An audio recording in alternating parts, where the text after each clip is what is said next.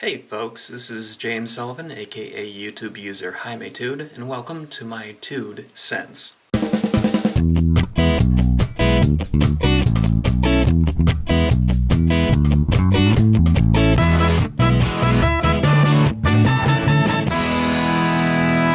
Today's broadcast is brought to you by that terrible hip-hop music that was playing right outside this break room a minute ago before I started recording. Yes, I'm recording at work now. It's the bad-tempered teens again, but they're pretty good today. For today's message, somebody actually posted a rather lengthy post about their son, who is 25 years old, on the spectrum and in deep trouble. I won't read the whole thing out loud, I'll just display it up here for you guys to see, but I will say this, it was quite alarming, and I had to think for a while about what I was going to say. Fortunately, my boss, Jody, had a very nice response to her already about different online resources that she could go to. I think a lot of the anxiety links should probably help, but particularly for solutions 3 and 4, that show different places where he can meet up with other people who have similar conditions. Those two I would advocate the most, because those are going to make the most difference. But in any case, my point being, I think the biggest thing that can make a difference in your son's life right now is to be able to have someone in his life who's a good role model who can say,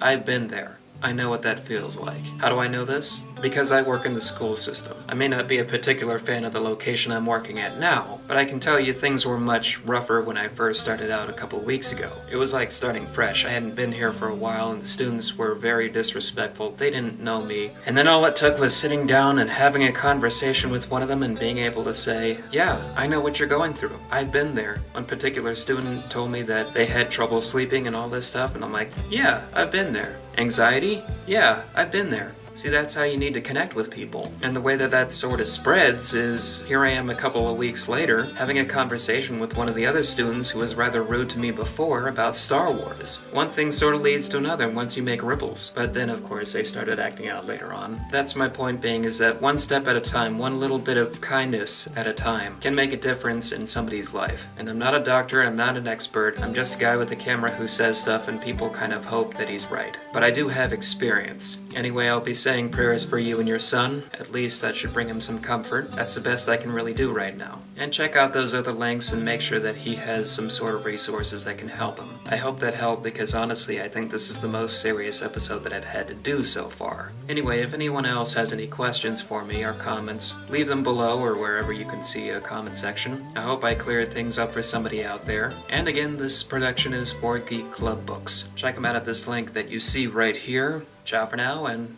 God bless.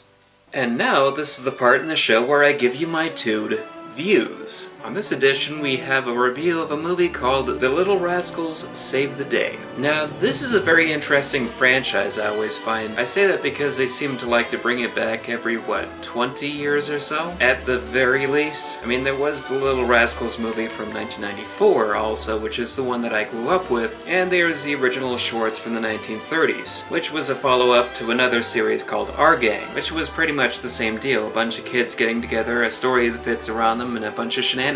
So this latest film proudly continues that trend. So what's the plot of this one? Grandma's Bakery is about to go out of business and the Little Rascals have to figure out how to raise $10,000. Yeah, it's not a very highly original story, but what else do you expect? This is the same type of story that was actually quite popular among short comedies in the 1930s anyway. If you look back at any of those periodic sketches, there were a lot of comedy teams tackling the idea that they might have to lose their house, or they might have to sell the store, etc., etc. Come up with money for the bank, or you lose everything. And I guess it was common back then because, you know, it was the Dust Bowl period. But how does that sort of story fit now? Well, it still works. It's an easy story to follow, and the kid characters work nicely around it. That's another thing I want to bring up here is that the child actors were actually fairly good here, albeit you do have to remember it's a comedy, so no Oscar-winning performances here.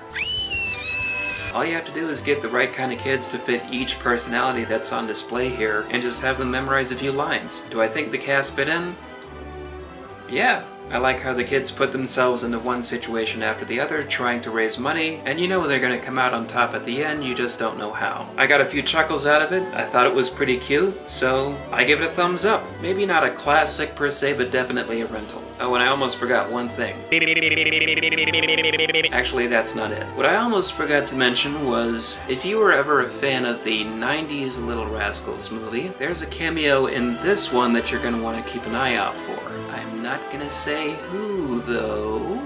You'll just have to watch. So that's all I got for this TUD Sense. If you have any other questions for me, or if you have a review you want me to do, leave a comment, share with your friends, etc. And ciao for now. And welcome to my TUD Sense. If you like what you saw here, please, please, please try to help support it. I have a Patreon page. You can help me by going over there, throwing some money, whatever amount that you like to throw in. If you're not watching this on YouTube, I also have a YouTube channel. So go there and hit that subscribe button to be notified whenever new videos and new content come out. I'm also on Facebook. Go over there and like that page so you can be notified as well whenever a new episode or video of some sort come out, as well as exclusive behind-the-scenes content. You can also hit me up on Twitter over there to see what kind of stuff that I like to share. Just be warned though, I don't like getting too many messages. So if you're constantly sending me stuff all the time, I can get really agitated. Remember, my privacy is golden. And if you like my t-shirt, I got a t-shirt store over there too. I got links, I got fresh designs, I got new stuff coming out over there. Provided, of course, that anything actually sells. That's about it. If you like what I do, hit that like button, Facebook me, tweet me, share me on your little social networking sites, do whatever you gotta do. Email me to all your little friends, and that's all I gotta say. Thank you, and peace.